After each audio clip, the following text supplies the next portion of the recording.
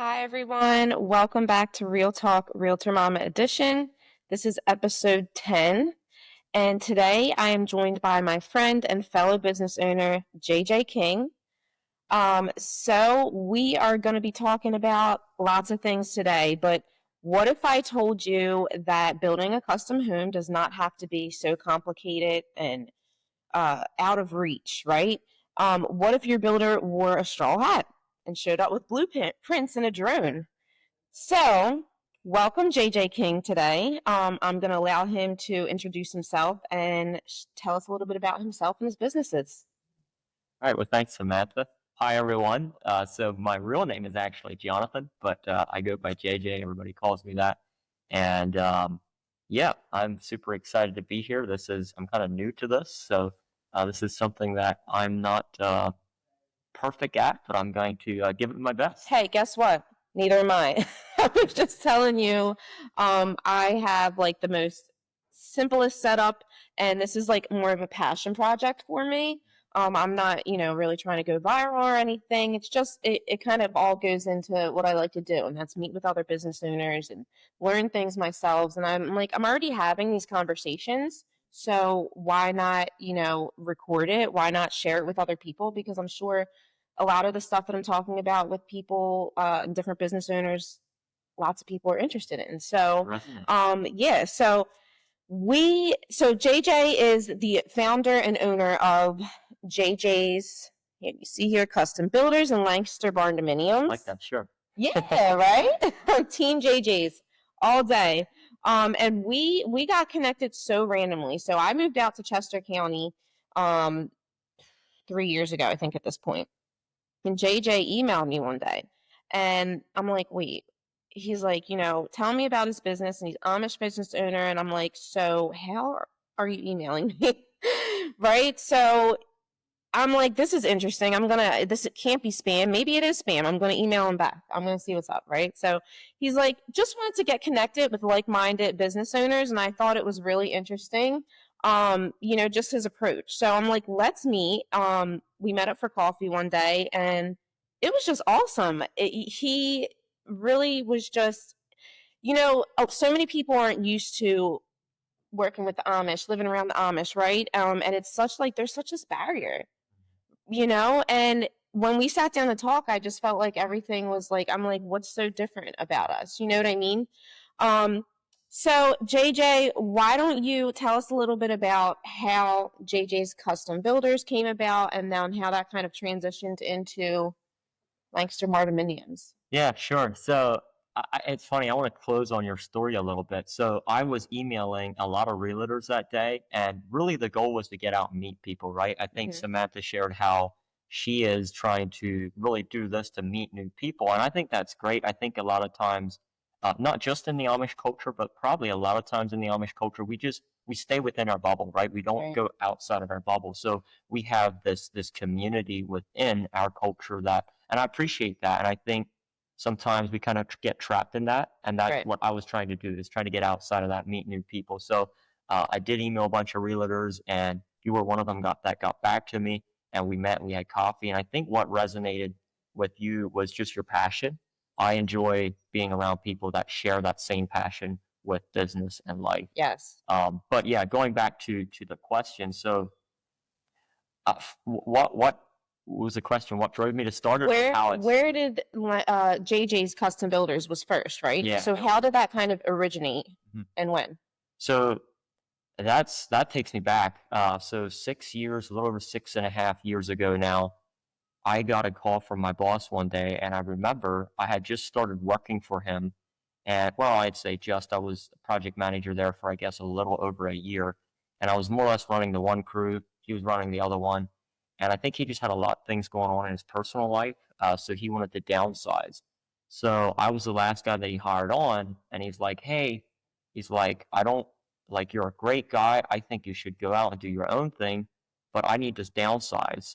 So I'll give you the opportunity to go out on your own if you want, and you can take my van, rent my van, and the guy that's on your crew, which at that point it was a guy and a driver."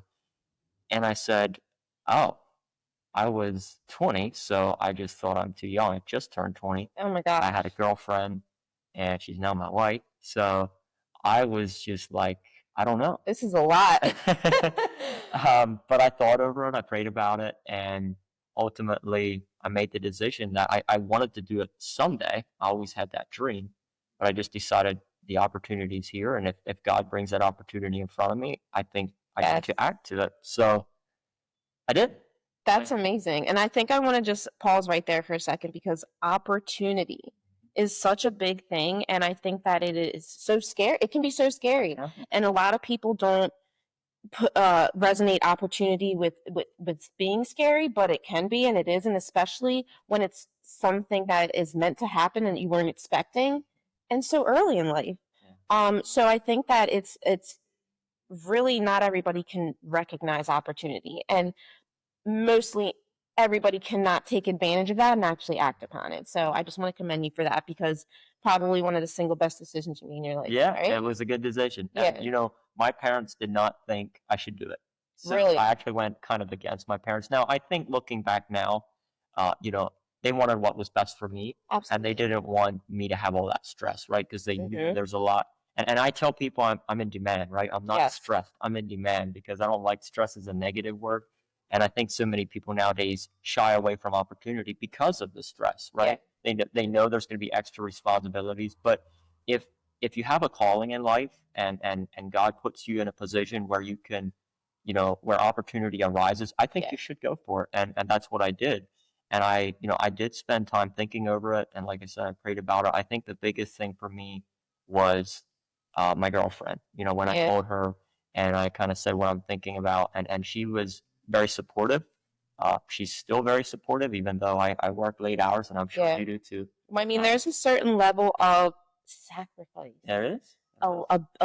A lot of sacrifice, Yeah. especially in the early years of building something. And I think everybody goes through that. It Yes. doesn't matter if you're, you know, 20 as I was, or you're 30 or you're 40. You all will experience that loneliness, that just grinding away.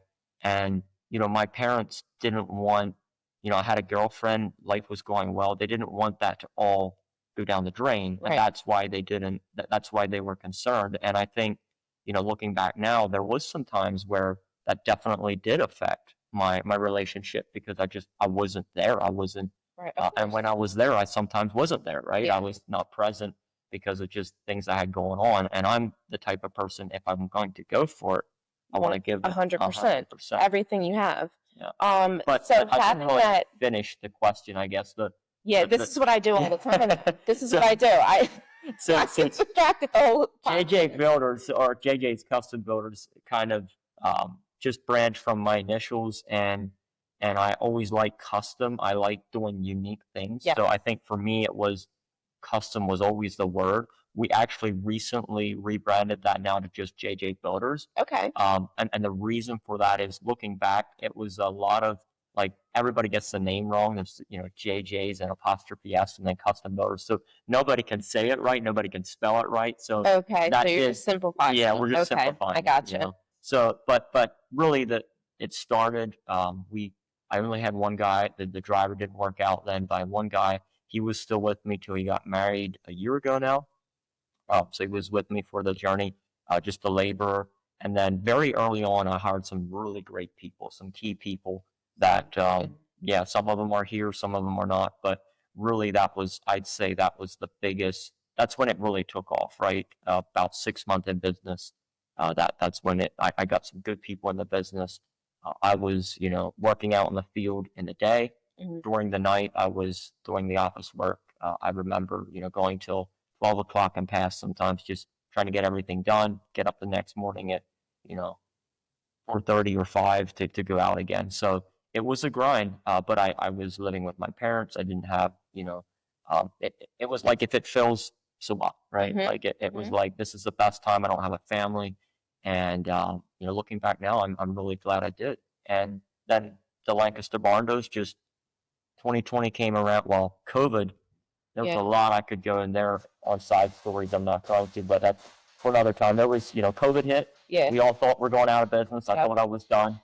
I had, You thrived. yeah, that's when things exploded, you know, so it was a good time. And then on, right after COVID hit, I still remember being on the phone. There was this big job, this church down in New Jersey, that I was like, this is going to pull us out of this because Jersey had different regulations. I applied for the waiver right away. We were deemed essential then, and I acted right away on the waiver, which a lot Yeah. of people waited and Right. didn't get the waiver till weeks and weeks later. Mhm. I got the waiver right away, so that solved that. Right after I had that solved, I had somebody that threatened to sue the business, an internal person I had let go, and it was just one thing after the next. I learned really quickly by making a Yeah. lot of mistakes. So I was not, I was 20, I was young and probably a little dumb. So I learned the hard way, right? But hard work and passion will get you a long way. So Yeah. that's been my motto all the way through: is you need passion, you need hard work. Nothing in life is free. And I think the Lancaster Barndos then was just, I saw the opportunity again. We did a Barndo in 2020. That was our first one, and from there we just kept getting phone calls. We Yeah. put it out on social media, and it just went wild. So Yeah. that was, again, just me spotting opportunity, trying to separate the brands, and here we are. So I want to go back a little bit. So things start when you started working for another builder, right? And he was, you said, growing, and he had to kind of let people go, and he was making some adjustments to his business. He recognized the talent in you, Yeah. and gave you an opportunity. And you, being so very young, took a while, but you took advantage of that opportunity, and you turned it into two businesses in what, 6 years? A little over 6.5 years. And part of that, since the Amish culture is obviously very different, right? And most people aren't used to it. And I'm like, how the heck is he emailing me? So we'll get into that in a little bit. But you also said that you hired some key people early on, and so part of your culture is you are not supposed to be driving, correct? So one of those first hires was a driver. Right. And this is something that I learned 3 years ago when I moved out here. So actually, one of my first showings was to an Amish individual. He met me, with his horse and everything, and I've never really interacted with the Amish culture, right? So I'm like, what's taking him so long to get here? Because he lives right down the street from me, right? He's right around the corner. Clip, clop, clip, clop. Yeah. So I'm like, I got there like 20 minutes before him, and it was only like a 4-minute drive, and I'm like, hey, what took you so long? And not even thinking, but it was awesome. And actually my husband began working for him. So he was also in kind of some construction business, and he needed a driver. And my husband was familiar with driving, like he has a CDL. And so that was one of the first connections I made out here. And it was really awesome. Like we actually ended up going to their holiday party with their family and all. So I just learned so much really early on. So anyway, I just wanted to kind of lay that out because I think a lot of with business owners, young business owners, it's hard to recognize the opportunity. It's hard to accept that all of the sacrifice that comes. And if you have a supportive partner, I feel like parents are always going to be more protective and conservative with the advice that they give you. And I think also another key thing is having that supportive partner or even friend that is like that outside party that really truly loves you, cares about you, knows what you're capable of, and knows that it's not going to be easy, but they want to be by your like that's a major. Yeah. So that I think that all of that you just are very blessed. Yeah, I am. So let me go back to my notes here because, like I said, I will just digress all day, right? So we talked about when you started JJ's, how it kind of transformed into Lancaster Dominiums, right? I want to really quick right there kind of touch on, can you explain the difference between custom homes? So you do both. You do custom homes and you do Dominiums, okay? What's the difference? That's what everybody wants to know. What's the difference? Yeah, so if you ask me and you ask somebody else, you'll get different answers, right? I'm So sure. Barndos is a pretty new, or Barndominiums is a pretty new term. And for those of you watching, just understand that this is still very young. This is evolving as we speak. I would say in 2020, which would be 5 years ago. We started the design process in 2020. We completed it in 21. That was kind of like we were one of the first in this area, at least. And I didn't know what it was either, but I was like, they're cool. They look awesome. Why not? Right. So we did that. The customer requested that. I'm still friends with that client. And I think, for myself, oh, that's the generator, right? So we're off the grid here. But I think, for myself, it was just, again, seeing that opportunity. Sorry, now I got distracted. The question was the difference between barndos and custom homes. So for us, it is the style. It's a style, right? It's not really framed that much different. There is a lot of wide open floor plans. Okay. And there's a lot of barn inspired things like timber framing. It's the style it looks on the outside, metal siding, metal roofing, although it doesn't need to be that. But that's what they are to us, is really the style. So if you think of like a farmhouse style home, modern style home, a barn-dough style home is kind of where I draw the line. Some people do post frame. We don't do post frame because I don't believe that's the best solution long term. We do poured walls and then stick frame, but we still use a lot of the style and the way we frame them. They're still a home, right? So it's not, the common misconception online is you just slap up a pole barn, you finish it like a house, and that might be fine if you're only going to live in it for 5 years. But most of our clients want something forever, right? They bought a lot of land. They want to live on there with their family for the rest of their life. Right. So for us, we try to go more, we pick out the best things from a custom home, and we just get that barn-dough style to on the outside, and that's what a barn-dough is to us. So your barn-doughs and your custom homes, I mean, they're built similarly. It's just more. They are. It's the style, and it gets, sometimes it, I say we're a barn-dough builder. Some people would argue that some of our homes have crossed that line, but for the most part, we would say all our builds are barn-doughs. It's just some of them are framed very similar to the way a house, like for example, the one in Nottingham you were looking at. Yes. It had a basement, right? And people are like, well, barn-doughs can't have basements. To us, they can. And if you look at the outside of that, it's actually right here on the map. But I know. Look at that. I'm gonna take some video. We're in the showroom right now, so there's a lot of stuff around us. That one to us, even though it had a basement, was still barn-dough just because of how it looked on the outside, timber framing and that barn-inspired gable accents, wraparound porches. So it could be different for everybody, but I think, for us, it's a style, and it's not going away anytime soon, folks. We are, only 4 or 5 years into this, really, and it's absolutely something that's going to stay around. I thought at first it might be a trendy thing, it might fade out, but there's like this cult-like following now. Yeah. And I think I was just listening yesterday, we were at a trade show, and TJ, which we should definitely get him on your podcast someday, but he was saying that they started about when we built our first. So I think he's 3 or 4 years in now. Okay. And they're like $100 million company, like big company. They go really, really quick. They have 6 locations. They build in down south a little bit more, but they have Facebook groups that they have close to 1 million people in the group. And he told me that like it's everywhere. He said, if you think this is going away, think again,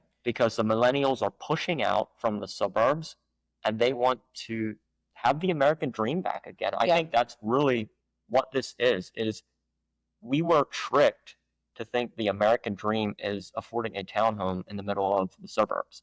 That is not the American dream. And not anymore. I think that things are changing so much. And I mean, I moved from Delaware County. I purchased my first home there when I was 25. Single home, fenced backyard. I had a driveway, basement, the American dream, right? I couldn't stand it there. Like the chaos. There's my backyard's connected to everybody, and I can see everybody, and they can see me, and there's not any peace, right? So when I think of home, I think of somewhere I want to relax, peace, somewhere to escape to. So for me, I couldn't wait to get out of Delaware County. And we came to Chester County because we wanted a little bit of space. Like we wanted our house, but we wanted I love driving out here. It's not so congested. It's just different. I'm on 2 acres now. I have chickens, and it's just a whole different lifestyle. And so barn and mini, are they more like energy efficient, cost efficient, durable in a Yes. sense? So definitely yes to all of those. Okay. But again, it comes down to what is a barn door to you, right? For us, we pick the best things out about a barn dominium and we combine that with some of the things of the custom home that still makes sense, right? Mhm. Like that poured wall, solid foundation in the ground. And I think, you know, it's all about how you design it and how you build it. And the design is probably the most critical aspect Mhm. because with today's, technology and design softwares, we have a whole design team that really just focuses on getting the design right because that's where it all starts. Yes. So if you're doing the design, you should be thinking about all of the above, the energy rating. If you're going to do a big cathedral area, and even here, this heats, it's floor heat, so it heats from the floor up and then the cooling is from mini splits, which cold goes down, right? So Yeah. it's all about thinking strategically with that. Spray foam insulation is a big one. We'll do that often, and we're leaning more and more towards that. I think at some point we'll probably just make that standard because it's such a good way, and the cost has come down over the years. Mhm. So your return on investment is shorter there. So there the metal siding and the metal roofing, you can't beat that. Vinyl siding is not going to hold up as well as metal will, and that you see that more and more. So that's probably driving this barno trend a little bit as well. Is just a low maintenance of metal, and put metal on a conventional home and it looks terrible. Put it on a barno, it actually looks good. It looks amazing. But yeah, the design, I think what you said there, it's definitely better. It's just the question, and cheaper. I think this is where most people come, like the lead comes because they think it's cheaper. And it can be, but again, you still have all your trades. You have everything, you're still living in this. So you have everything goes into this just like a normal home.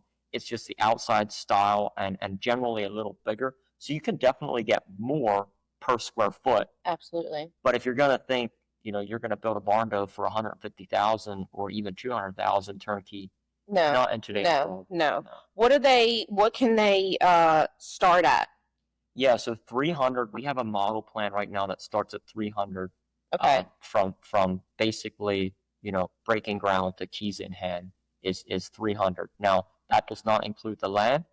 If you're building on the side of a mountain, whole different picture. That's very Yeah. flat site. So 300 is like that's the model that we call our most basic Base. model. Yep. So it can be done. Even that is, in today's world, again, material costs probably by 2 years from now that we won't be able to do that anymore. Right, We have to right. really work to design a model because what we found, and I want to go off on this and I'll come back again, is most clients calling want the American dream, right? We already established that, Right. but they can't afford it, right? Exactly. So if you can't design a model to fit that, they're gonna just not do it. And I think that's what really drove us from, we were turning away so many people because we just said, sorry, our starting price is, 400, or at one point we were so busy we were going 450 to even 5. Yeah. And it's like 80% of the calls were, they wanted something between 3 and 400. So we said, well, you got to listen to the customer. Yep. Yep. Go back to the drawing board, and we spent a lot of time and energy, looking at these models, figuring out how we could save costs by, the dimensions, right? The size, the way the heating's laid out, the cooling. And we basically just went back to the drawing board and started over and said, here's the starting price needs to be 300. What can we get for that? Mhm. And that was more recently that, now you're going to see model plans on our website. We're going to have a total of 18, I think, eventually, Wow. of projects we've built, projects we've designed. And our goal is to have a model for everybody, Right. service that 80% of the people that were calling in. And we were looking at it all wrong. We were like, we should be a high-end builder, and go after, the top 1%. But at the end of the day, 80% of the calls weren't that. And there were the salt of the earth, the blue collar, the farmers, the single moms or the single dads, and then the families as well. And if you factor the land in and you factor in, 500,000 for your build, that's out of reach, Yeah. for most people. So that 300K model, I I have we haven't really That's launched major. it yet, but I think that's going to be huge. Major. I didn't even know that. There's so much stuff that you have in the works. There's so many things I want to ask you. I'm gonna have you back. We're gonna be doing this podcast thing by you. We might have to, Sam and JJ's podcast. So, one of the things that really intrigued me when we met was, and we started talking. Well, one, I could tell the passion, like you said. You can, like, when you connect with somebody who's so passionate about what they do, and they're so customer oriented, and working for like the people and the everyday person, it's just different, and so you just talking about how you have really adapted to listening what your customers were wanting and what they're calling for is major. So, and then I liked the fact that I was like, wait, so you're telling me, because you're going to be building me a barn dough one day. Right, I said, so wait, you're telling me I could take my, $100,000 in equity that I have right now in my house, which most people are sitting on a lot of equity, right? And they don't know what they're doing. And they're like, I don't want to, the rates and the prices. They're looking at houses and they're considering maybe making a move, but they're like, I don't want to pay that much for a house, and that's all I'm getting, and I still have to do X, Y, and Z to it. So I actually am going to meet after our podcast today a fellow that reached out to me through your website, and we're going to start looking at land. And he's been looking at houses for 2 years online of what he wants in his price range, and he's like, this isn't it for me. I'm not happy, and I don't think that anything that I want is gonna be coming up. So he's going full force into getting some land and having you build him a home, right? So yeah, I'm so excited because people are realizing that it is so much more within reach and obtainable if you're working with the right team. That's so crucial, and that's a whole another part of the show.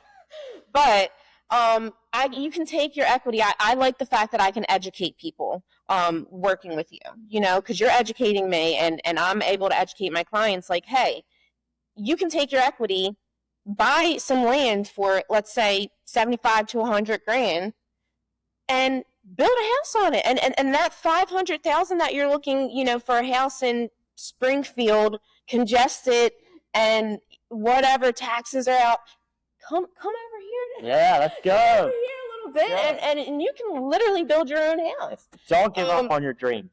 Yes, and maybe it's not the route you had envisioned, but being open-minded and being able to recognize opportunity is major. That's, like we said, half the battle. It is. And I want to touch on, you said education, right?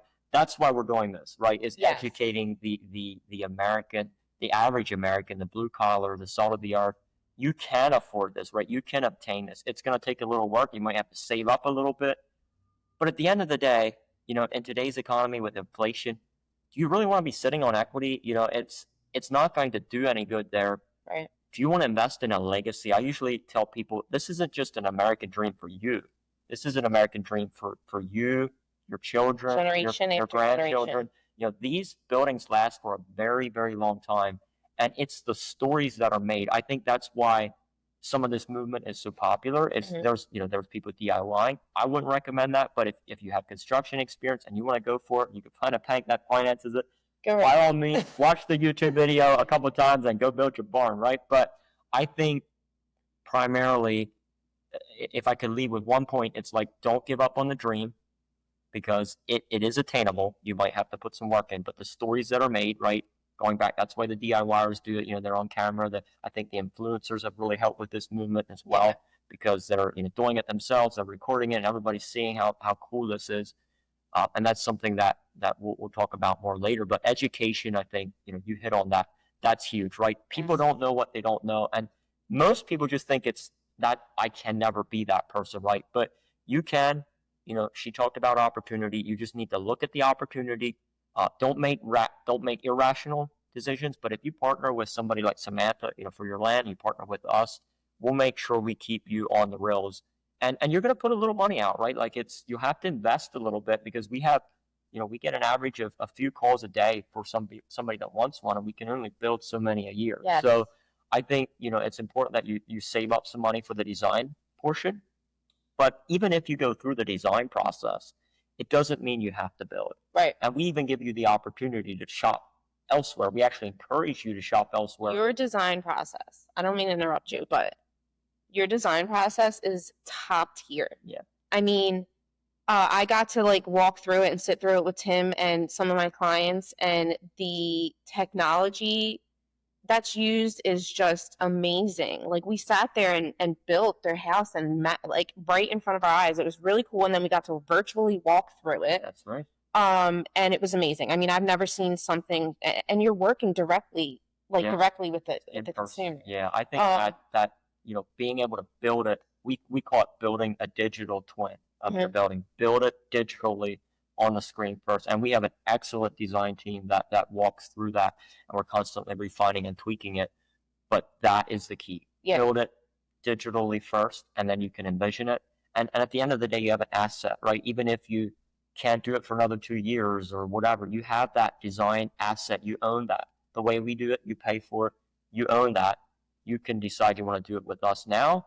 You can go somewhere else if you want, or you can just sit on it. And that's something that's also very different from what other builders do. Yeah, most people lock you in. Yeah. So 2 things before they leave my mind. I wanted to say, so as you were talking about the American dream and don't give up on it, and it is obtainable. I'm thinking back to when I was 25, and I found out, I was pregnant with my son, and I was renting at the time, and I knew I needed a bigger house before I had my baby, and we were looking for other rentals, and they're so expensive, and I couldn't even, and so on one of my other episodes, I talk about my home buying journey, and like, my, grandmother and my mom were very hesitant. They're like, you want to buy a home already? Like, I'm kind of from, my mom had never purchased a home. My grandma didn't purchase her home until she was like late into her 50s, I think. So just a family of renters, it was just the normal, and it was what I, so I never even considered really purchasing a home until probably when I was super old, like, so being able to purchase my first home at 25 and like actually being open-minded enough to get educated about something that I didn't know about, even though there was so many people in my life that were like, maybe not, that was such a key thing for me in my life and building up to where I am now.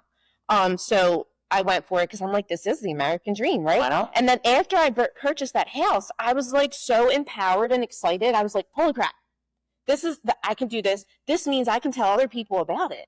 Like there's so many of my friends and my peers and my relatives that are still renting that have no idea that. So I just started shouting everything I could from the rooftops pretty much. And I used social media to build my business, but also to like educate people and share it with people because I wanted to see other people in my position that felt like maybe they couldn't purchase and maybe it was so out of reach. I wanted to have them feel that empowerment. So now fast forward, I meet JJ and I'm like, crap, not only can I empower people to be able to purchase a home, I can even empower them and educate them to be able to literally build their dream home. And it's so, it's so within reach and obtainable. And so it's all really exciting. And that's kind of the way I look at it. Yeah. I think you hit on something there that I wanted to just expand for your audience is you may not think you have the money to do this, right? But talk to a good lender. Yes. Again, she talked about equity. People have 401ks. You can leverage, again, savers in today's world, savers are losers.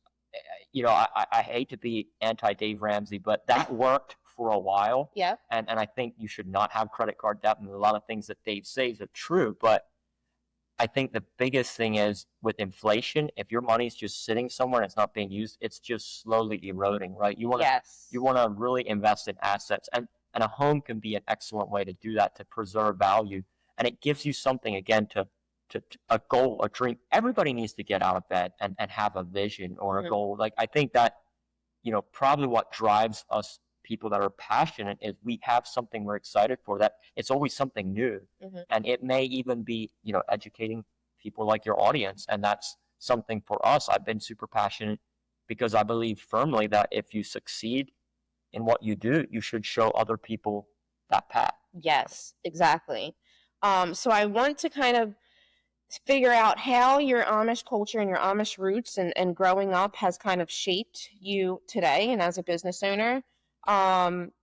and distinguish the Amish culture a little bit for it, because we've got you on a podcast here. So That's just tell tough. me a little bit. It's tough, yeah. So it's kind of like the barn dominium, right? Not everybody's going to agree with this, but I'm very thankful for my heritage, and I think a part of the hard work comes from the Amish culture. Living Sure. in that bubble, I think sometimes it could be a good thing and it could be a bad thing, right? Like getting out, meeting people, it gets you out of your comfort zone, right? So I think a lot of people in the Amish culture just kind of like live and die in that bubble. And if that's what you want to do, I'm not bashing that. But for Right. me, I like meeting new people. I need exciting things to go. That's what fuels me, right? So meeting new people. We partnered up very early with people in the business, to push social media, to get us out. I had a marketing team very early. My strong suit was always marketing the brand. And I think that's key when you're starting a business is you have to be pushing the brand forward. But the Amish culture is a tough one because, the Amish culture here in Southern Lancaster, it's different in Northern Lancaster. Yes. It's like out in Ohio, there's a lot of Amish in Ohio, and they have a lot of different churches out there, different branches, new order, new order, old order. I think there's so many I can't even keep after. But here we've all kind of just been lumped into this one, uh, what we just call old order Amish, and Okay. it's gotten so big. Every 20 years, the Amish population doubles. So there's generations coming in that run businesses. They understand what real leadership looks like, and they want something. I think every generation growing up wants to do better than the parents, right? They want to raise their children better than what they were raised, and that's not saying that the previous generation did a bad job. I just think that's natural, Absolutely. a cycle there. Mm-hmm. And for myself, it was like, I appreciated a lot of the values that came with the Amish culture. But at the end of the day, I also recognized that, going into business, and I'm fairly young, I'm 26, so my mindset's going to be different than somebody that's, been an Amish farmer, working out in the fields for, 50 years. Right. So I think we see it, we recognize that at some point we're going to need to embrace it. I'm an early adopter, so for me, podcast, sure, sounds exciting, right? Yeah. Let's do it. Yeah. So there's definitely some things that I would probably change about our culture if I could. But at the end of the day, we have a lot to be thankful for. So I don't want to pick out the bad points. I think we have a lot of good people. A lot of people, like you said, you don't get to really talk to them and connect with them, and there's a lot of bad out online about the Amish, and I think that's something I always think it takes more like I think it's like the ratio is like it takes 10 positives to override a negative. So I'm trying to be one of the 10 positives. Yeah. Yeah. No, I mean, you have definitely opened my eyes to a lot. Like I said, that first meeting was, I was like, wait, I can hang out with this dude. And we're so similar. So do you ever get any backlash from the culture? Yeah. Okay. No, and I think, again, I don't want to point out the negatives. And you said we have a lot in common. We're all people, right? Whether you're any religion, any culture, we're all people. We're all, God made us unique, but we're created in his image. So we're all similar to some points. It doesn't matter just because I have a different, what I call uniform. I run EMS on the side, and I wear a uniform when I do that, because if you're going out and you're helping somebody, they need to recognize you because of your uniform, right? So people recognize this as the Amish uniform, but it doesn't make us any different inside.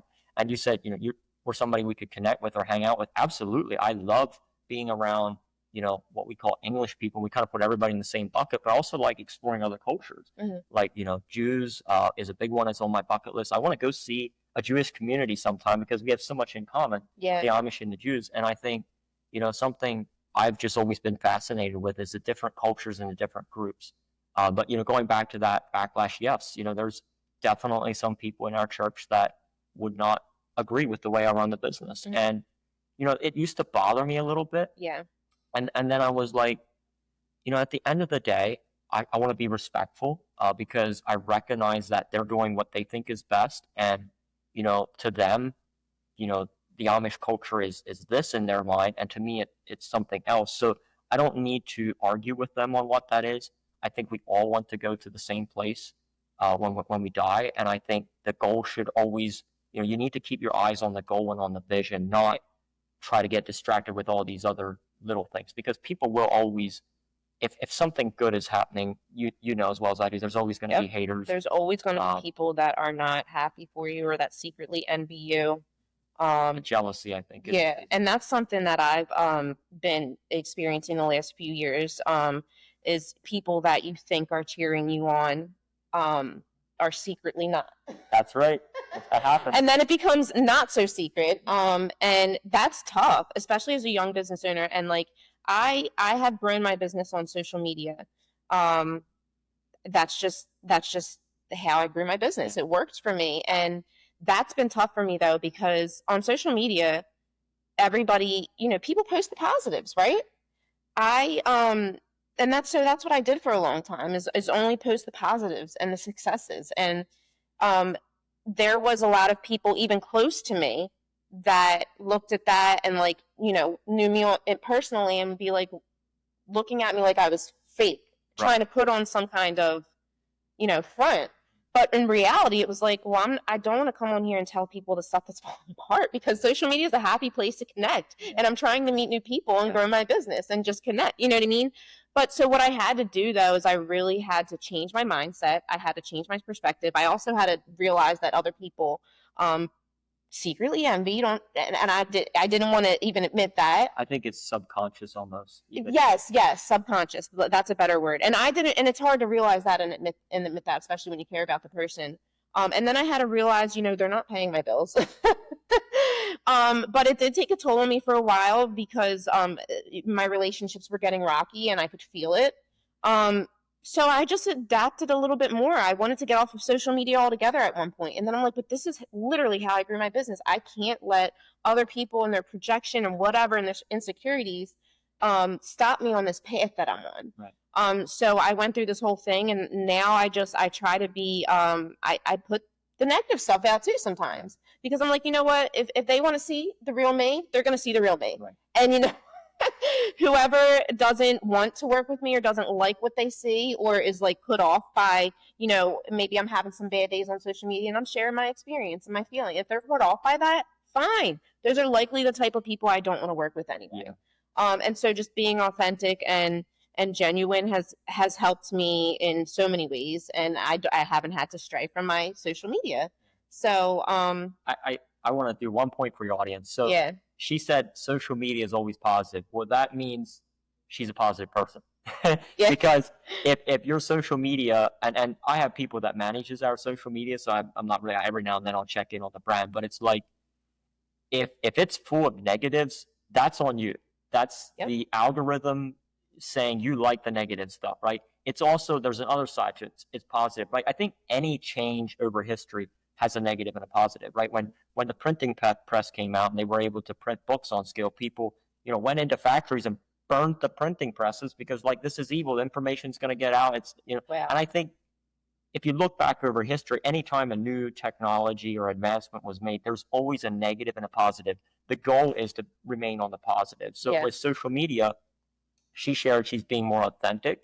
I think people want that. I think people are tired of the Photoshop, looking perfect, because they know it's not real, right? Yeah. Maybe, 10 years ago, people thought that was just how those people lived. But now I think more and more people want that authentic connection, and social media can be a good platform for that. Yes. And for education, like you said. It's just, again, I would challenge you, if your social media is full of negative posts or negative people, that's on you. Like, maybe you need to start blocking. Maybe you need to start, following people like Samantha or Team JJ, right?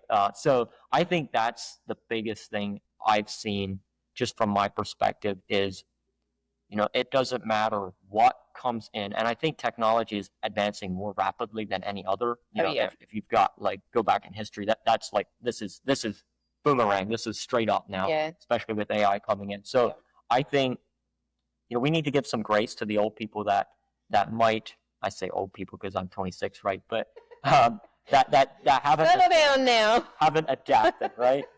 So I think at some point everybody will see this. It's just, it goes back to the Amish culture. We're always trying to be a little bit of a step behind of what we call the general, like the world. But there's a lot of good out there. There's a lot of good people, and I think if we're just in this bubble in Lancaster County, we forget there's a world outside there, and it's exciting. It's fun to go and engage with people like yourself and many other friends.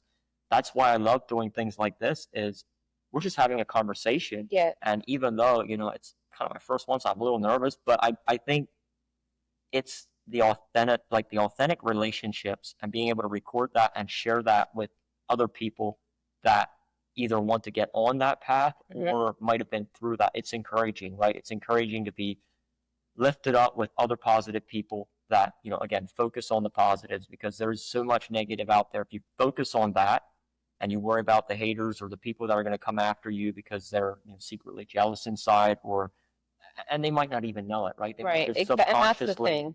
I don't fault them for that if they come after me. It's just, I think, some people just don't have the same mindset, and that's okay. We should all be able to, but like you said, they don't pay the bills. And, even in the Amish culture, it's this big, the farmers live on the land. They say they live poor, they die rich because of the land equity. But if they have bills, we share our bills as a community.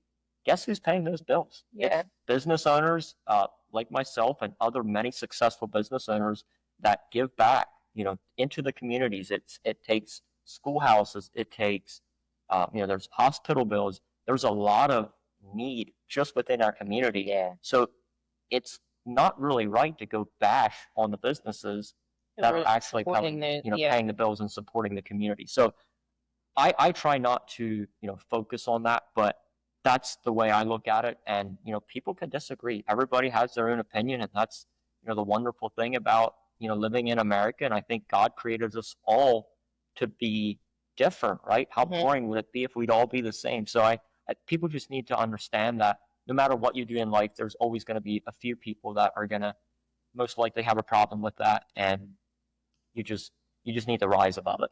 It's great that you have. So you said old people, and now, so I think I'm like. How old are you? I keep telling people I'm 35, but I'm really not. Like, I'm 34. I did that for a long time too. I told people I was 27, and then my wife one day was like, "You're not 27 yet." I'm like, "Oh, shoot."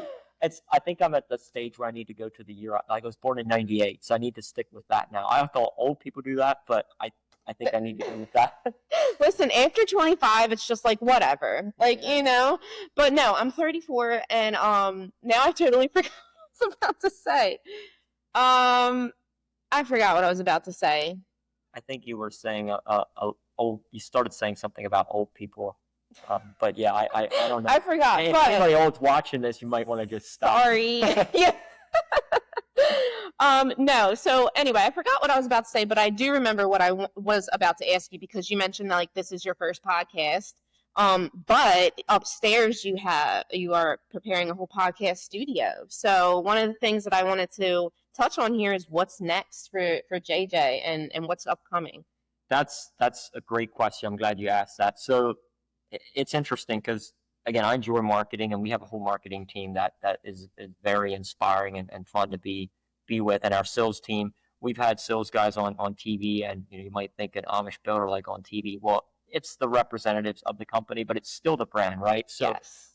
That went really well, and I think for us, it's all about recognizing what is going to be the next thing, right? For you said you built your business on social media. I would say probably that's us in a case too. We came into the economy in 2019, and that was kind of when that businesses really were pushing a lot of dollars there. And very early, we had people that said, "Oh, I saw you on Facebook, and I have somebody that's coming on my podcast, that great friend Matt Faddick, that he was my first big client, and he saw an ad on Facebook." Right? Oh, really? Okay. So I think that's what we're trying to do here is go to the next thing. I feel like that's podcasting, and we discussed this as a team. Is like, what's next?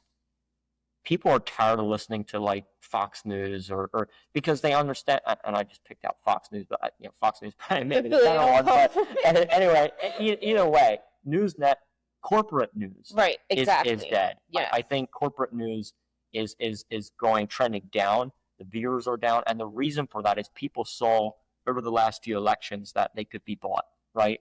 So I think personal brand is becoming more important, and I feel like podcasting is how a lot of people get their news, their education, and they trust the personal brand behind it, right? Because they know that person is just sharing stories. He's not like being bribed by, lobbied or whatever to push one agenda or the other. They're just sharing life stories. And I think that is where I think the defining moment for myself was we were talking about it, and sales guys were like, yeah, let's go and let's get on it, and I'm like, well, I guess we could go on, we could do audio only, I won't be on it. And then we kept talking about it. Finally we were like, so in the next 2 years when AI takes over content, which I strongly believe that it will, Right. what's going to separate you? Yeah. It's that real authentic thing, right? Yes. It's the behind the scenes, it's the raw, it's the stories.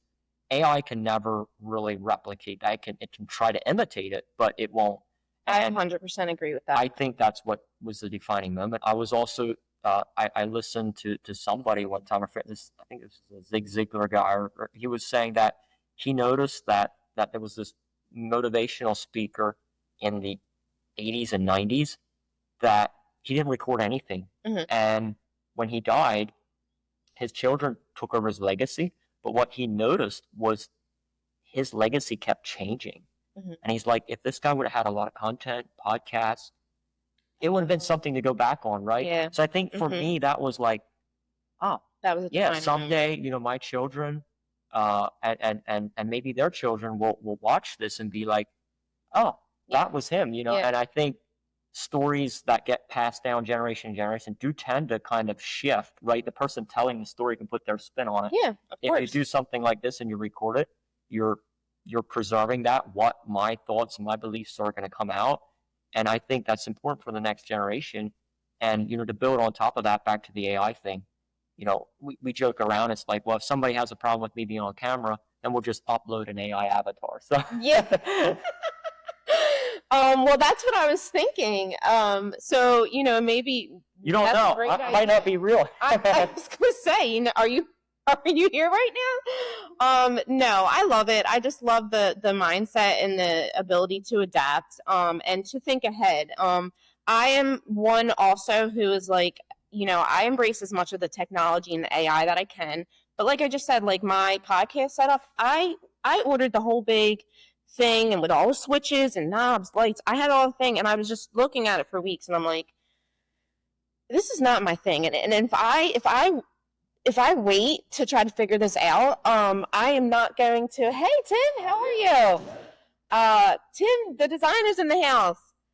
If I wait to figure all of this stuff out, I'm never going to do it. Yeah. So I embrace as much of the technology and AI that I can handle, but also I never want my business to be all of that. I always want that authentic connection with people. And yeah, and I think that is absolutely what's going to separate me from other real estate agents, especially as this AI and the technology increases. And I think, to build on what you said, Samantha, I think that it's the hockey stick growth, right? We're heading up now, and who knows what we'll see in 2 years. I think it's crazy what we've seen over the past 2 years with AI. I mean, just the last year, and that's exactly what's going to separate.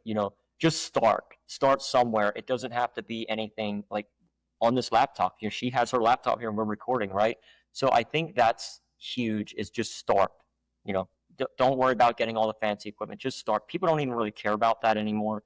And if you don't start now and you don't build that brand now, what are you going to do when AI takes over? So that you're going to be behind. You're going to be behind. And as a business owner, it's one thing if you're living on a farm and you're living off the land. That's completely something else. But if you're running a business where, we have, almost 40 employees, if they're all depending on you, you need to be out front. You need to make sure you're embracing some of that.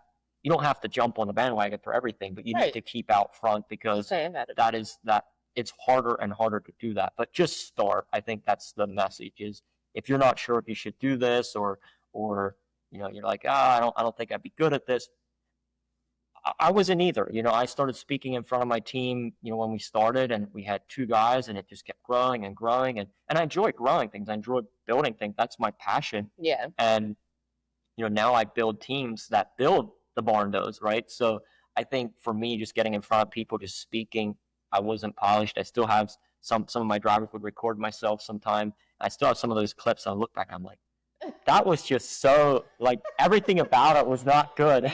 Like, just the way I said it, or the hand, You have to start at Yeah. somewhere, though, and then you see where you need to adjust and what you need to fix, Right. and you get better and better. And this, I would have thought this is like the 100th time you've been on a podcast, to be Right. honest. I don't know about that. So I think it's went great. I know we need to wrap it up. I have a million more questions to ask you, but I think I'm going to end with this one because keeps coming back to me.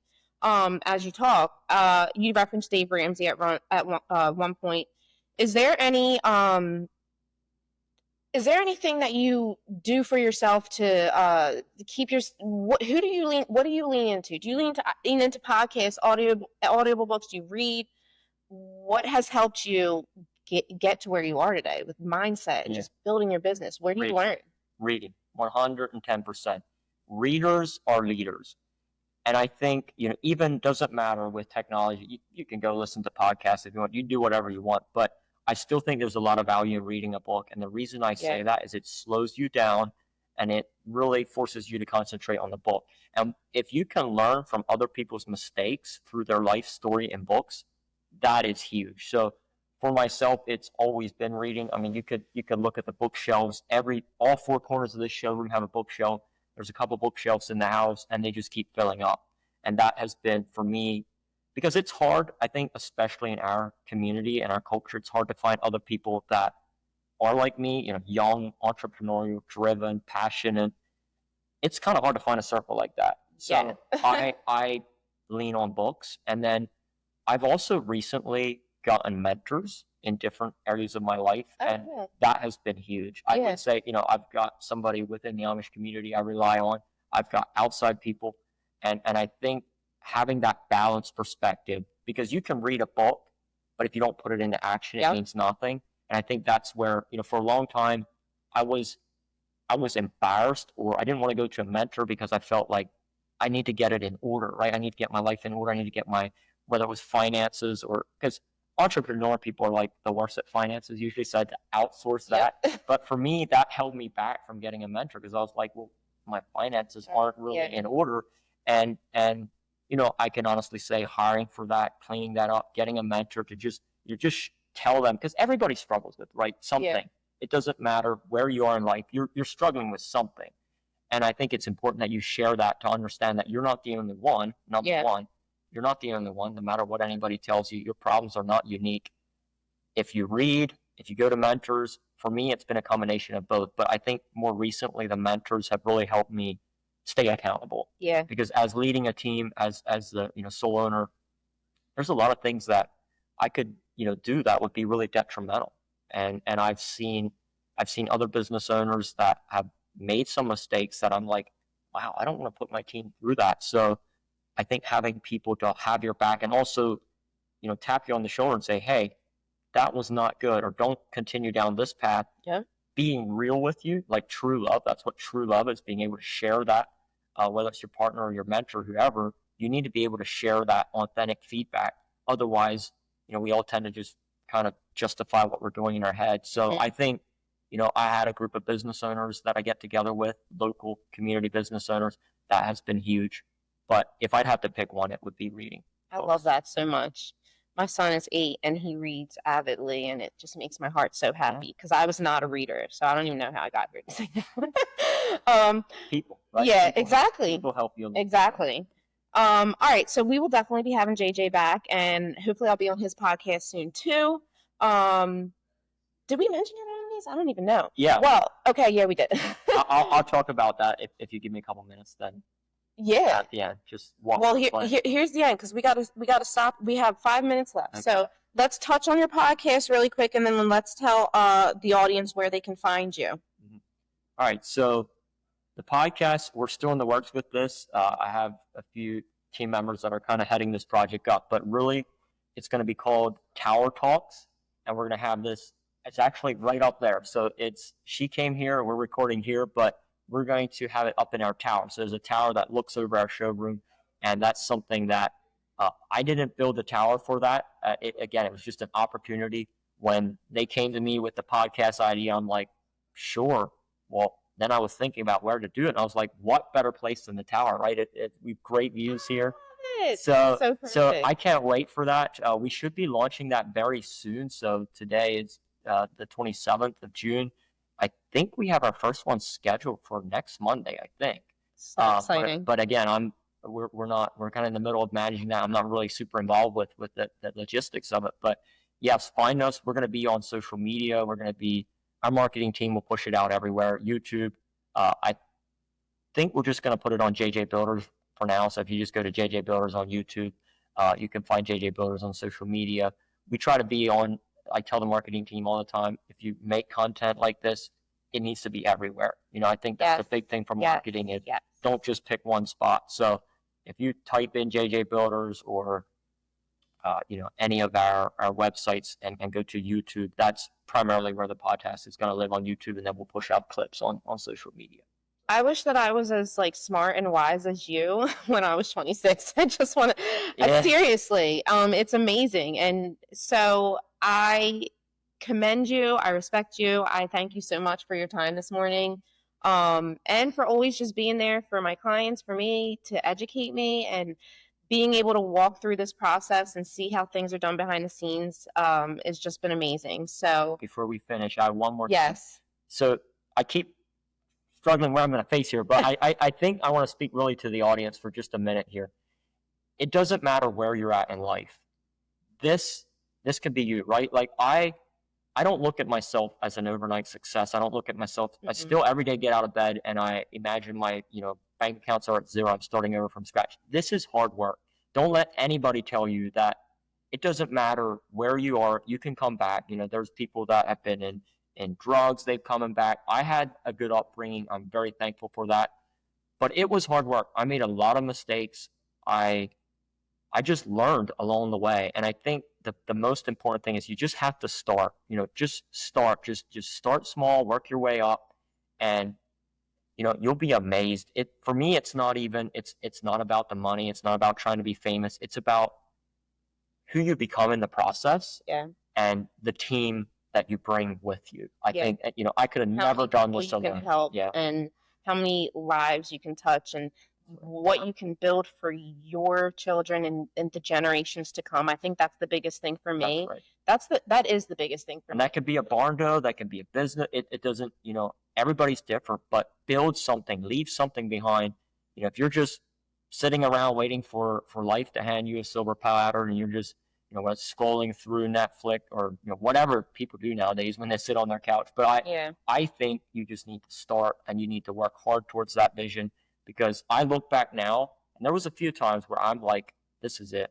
I'm done. And then I was like, well, let's sleep over. And things always look better the next morning. The next day. I agree 100%.